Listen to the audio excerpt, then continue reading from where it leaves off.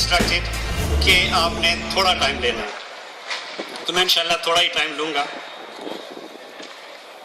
آپ نے اکثر سنا ہوگا کہ پاکستانی قوم ان کا کوئی ذہن نہیں ہے، دھوکے باز ہیں، کبھی ترقی نہیں کر سکتے، یہ سندھی، بلوچی، پنجابی، پٹھان تو بن سکتے ہیں، پاکستانی نہیں بن سکتے، یہ مختلف فرقوں میں بٹے ہوئے ہیں، یہ سنی، شیعہ، وہابی تو بن سکتے ہیں، پاکستانی نہیں بن سکتے۔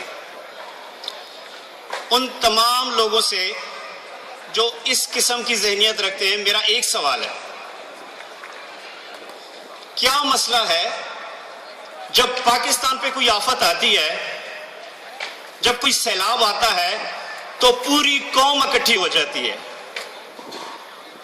یہ کیوں ہوتی ہے؟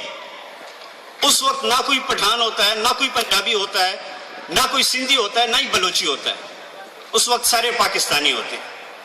جب بھی پاکستان میں کوئی زلزلہ آتا ہے تو پوری قوم ایک جان ہو جاتی ہے۔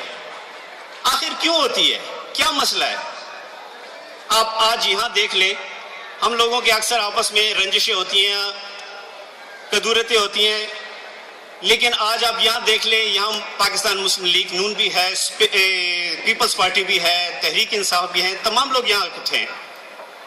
میں آپ لوگوں کو یہ بتا دوں کہ پاکستانی قوم سے اچھی قوم اس دنیا میں نہیں ہو سکتی۔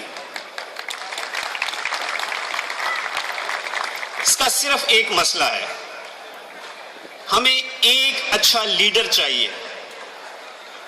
اگر ہمیں ایک اچھا لیڈر مل جائے تو خدا کی قسم یہ قوم پوری دنیا پہ حکومت کرے،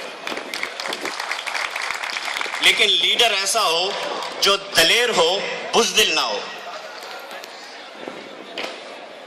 جو اپنی ذات کے لیے کچھ نہ کرے بلکہ اپنی قوم کے لیے کرے۔ اگر دشمن میلی آنکھ سے دیکھے تو اس میں اتنا جذبہ ہو کہ اس کی آنکھیں نکال۔ جتنے بھی سیاسی شعبوں سے رکھنے والے جو میرے دوست ہیں، جو ورکر ہیں، جو عہدے دار ہیں، ان سے صرف ایک ریکویسٹ ہے، آج کے دن اگر ہم لوگ یہ سمجھتے ہوں کہ جو بھی ہمارا لیڈر ہے اگر وہ کوئی غلط کام کر رہا ہے، اگر ہمارا دماغ یہ مانتا ہے کہ وہ غلطی پہ ہے، اگر ہمارا دل یہ مانتا ہے کہ وہ غلط کہہ رہا ہے، اگر ہمارا ضمیر یہ مانتا ہے کہ وہ غلط کہہ رہا ہے، کہ وہ یہ غلطی کیوں کر رہا ہے، کس لیے کر رہا ہے، وجہ کیا ہے؟